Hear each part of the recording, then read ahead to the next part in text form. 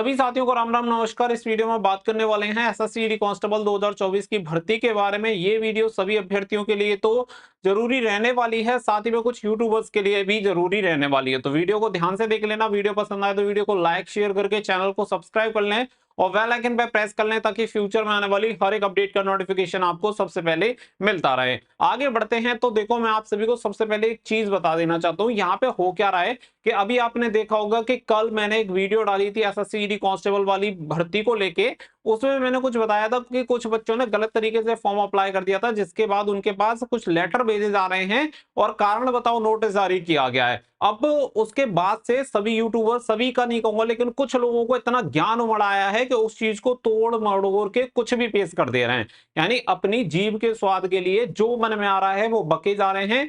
कोई सेंस नहीं है किसी भी बात का कि हम बोल क्या रहे हैं, क्या मतलब निकलेगा इन चीजों का। सिर्फ उन्हें बोलने से मतलब है कि भाई हमें पूरी दुनिया का ज्ञान है। अगर आपको पूरी दुनिया का ज्ञान था तो मेरे वीडियो बनाने से पहले ही आप उस चीज के बारे में बोल देते। इसी की वजह से बहुत सारे नोटिस आते हैं जिनके बारे में मैं कभी वीडियो बनाता ही नहीं हूं, क्योंकि बात का बतंगड़ कब बन जाएगा पता नहीं चलेगा। और बिल्कुल अलग तरीके से उसे प्रेजेंट किया जा रहा है। जो चीजें हैं बिल्कुल अलग तरीके से, मतलब इतना तूल दे दिया है इस चीज को जिस चीज का कोई मतलब ही नहीं है। वो चीज सिर्फ इंफॉर्मेशन के लिए वीडियो बनाई गई थी ताकि जिन बच्चों को नोटिस आ रहे हैं वो उसके बारे में क्या कर सकते हैं। अब लोगों ने इसे अलग ही दिशा दे दी है कि इस भर्ती में फर्जीवाड़ा हो गया है, तो भाई लोगों का क्या ही कहना। और यार मैं जानता हूं कि आप लोगों के पास इतना ज्ञान है, कुछ यूट्यूबर्स को बोल रहा हूं भाई, लेकिन तुमसे हाथ जोड़ के रिक्वेस्ट है कि बिना बात का ज्ञान बच्चों को मत दो। आपके चक्कर में इनका भविष्य बर्बाद हो जाएगा। जैसे टिकटॉक बंद हुआ था उसी कंडीशन में लेके जा रहे हो तुम यूट्यूब को, इसे नर्क बना दोगे और कुछ नहीं करोगे। तो अगर तुम्हें किसी बात का सेंस नहीं है तो प्लीज वीडियो मत बनाओ। अगर तुम्हें सेंस हुआ करे तो आप पहले ही बना दिया करो, मैं उस टॉपिक पे वीडियो बनाऊंगा ही नहीं। तो बिना बात के फोटो फोटो ले ला के कुछ भी अनाप शनाप मत बको।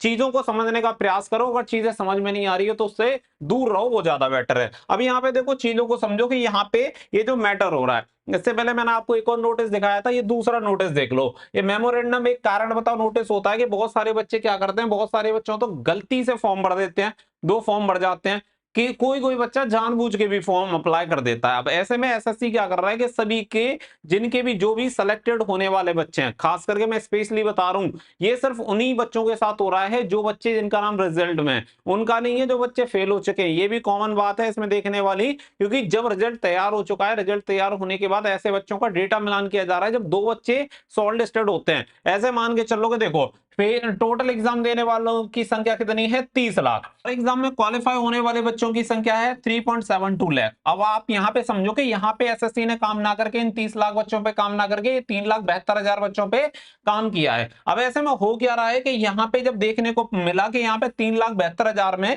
दो सेम बच्चे हैं जो क्वालिफाई कर रहे हैं एग्जाम। पंगा इसी बात का हुआ है, आप समझ रहे हो। अब बहुत सारे लोग अलग अलग तरीके से इस चीज को प्रेजेंट करेंगे, उस चीज का मतलब नहीं है। लॉजिक सिर्फ यही है कि यहाँ पे 30 लाख बच्चे जो हैं वो हैं ही, लेकिन इसमें से 3,72,000 प्लस जो कैंडिडेट क्वालिफाई हो रहे हैं, उनमें से जब एक जैसे ही दो बच्चे क्वालिफाई होंगे तो सीधी सी बात है भाई ये कैसे पॉसिबल है।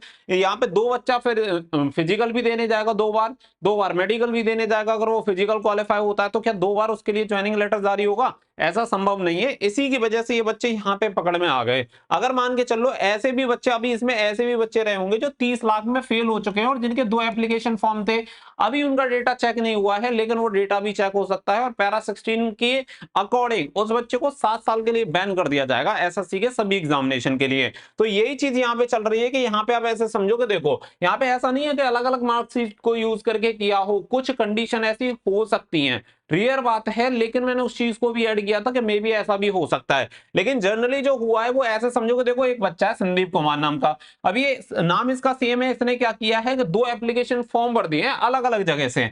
अब इसने क्या किया कि यहाँ पे गया बिहार के लिए, एक झारखंड के लिए, यहाँ पे डेट ऑफ एग्जामिनेशन अलग अलग देखेंगे तो अलग अलग यहाँ पे डेट में इसका एग्जामिनेशन हुआ है। अब इसने सिर्फ इस चीज का फायदा लेने के लिए शायद फॉर्म अप्लाई कर दिया हो सकता है एक पेपर ही दिया है, एक हार्ड है, मेरा जो भी अच्छा चला जाएगा हो सकता है मैं उसी में क्वालिफाई कर जाऊं।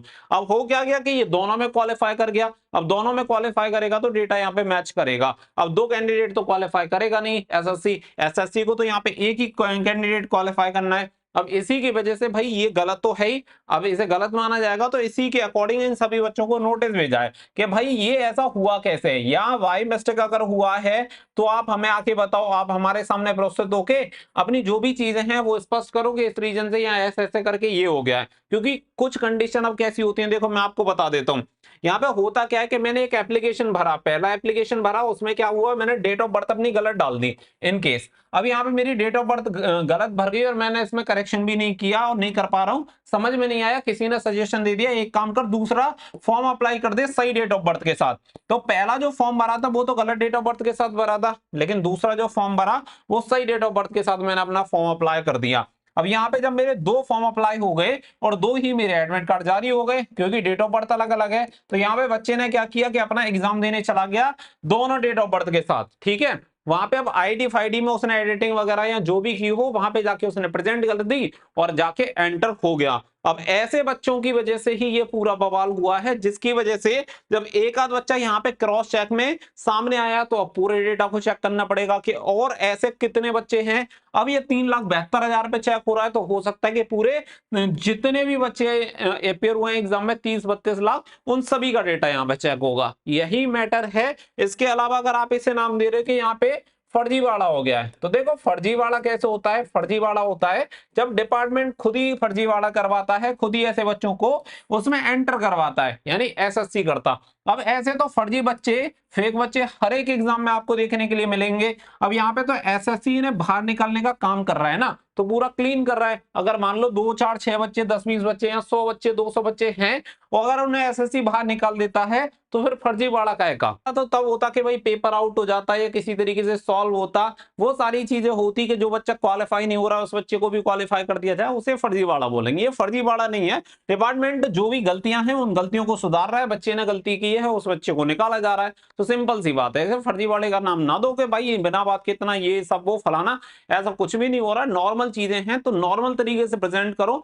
बच्चों को इन्फॉर्मेशन देने का काम है, इन्फॉर्मेशन दो ना कि बरगलाओ। बिना बात का बच्चा घूमेगा, कंफ्यूज होगा, कोई मतलब नहीं है। मैंने उस वीडियो को इसीलिए बनाया था कि जिन बच्चों के भी नोटिस आ रहे हैं अगर उनकी गलती नहीं है तो वो जाके कम से कम बता दें, डिस्क्वालीफाई तो नहीं होंगे। अब लोगों ने उसका पूंछ पकड़ ली और पीछे ही पड़ गए, का मतलब दनादन वीडियो पे ले जा रहे हैं, उसका कोई मतलब नहीं। अब बच्चे मैसेज करने लगे सर हमारे साथ भी हो जाएगा, ये वो हो जाएगा। अरे भाई कुछ नहीं होगा, अगर किसी ने गलत किया है तो वो बच्चा बैन होगा, बाकी का बाय मिस्टेक हो गया है तो जाके आप बता सकते हो सर इस वजह से इस तरीके से हो गया है, तो वो उस चीज को एक्सेप्ट करेंगे, ऐसी बात नहीं है। अगर रीजन सही है, वैलिड रीजन होना चाहिए, तो वहां पे चल जाएगा, कोई दिक्कत नहीं है। और बाकी का अगर आपका इससे कोई लेना देना नहीं है तो कोई दिक्कत नहीं है, और फर्जीवाड़े का तो कोई मतलब है ही नहीं। तो सीधी सी बात है, जब ये डेटा क्रॉस चेक हो जाएगा, रिजल्ट आपका अनाउंस हो जाएगा, तो जो भी चीजें चल रही है मेरा काम है सिर्फ आपको इन्फॉर्मेशन देना कि आप सही समय से सारी चीजें आपको पता चलती रहें। और प्लीज भाई यार सभी लोगों से जो भी वीडियोस बनाते हैं और जो देख के वीडियो बनाते हैं स्पेशली उनके लिए बोलना चाह रहा हूं कि प्लीज ऐसा मत करो। अगर आप कहीं से किसी की भी देख के, एक दूसरे को ही देख के सभी लोग वीडियो बनाते हैं, कॉमन सी बात है, किसी को पहले पता चलता है किसी को बाद में पता चलता है, लेकिन ऐसा नहीं होना चाहिए कि उससे बिल्कुल ही आप डायरेक्शन ही चेंज कर दो, ईस्ट को वेस्ट करना चाह रहे हो तो ऐसा बिल्कुल मत करो। बच्चे का भविष्य आपके चक्कर में किसी न किसी का खराब हो जाएगा, गलत जानकारी लेट होगी, 100-200 1000 2000 या 1 लाख व्यूज आ जाएंगे, कोई मैटर नहीं करता। लॉन्ग टर्म काम करना है तो ईमानदारी से ही काम करना पड़ेगा, तभी जाके काम चलेगा, अदरवाइज कब खत्म हो जाओगे पता भी नहीं चलेगा। उम्मीद है चीजें क्लियर हो गई होंगी, मिलेंगे नेक्स्ट वीडियो में। So thank you for watching, जय हिंद जय भारत।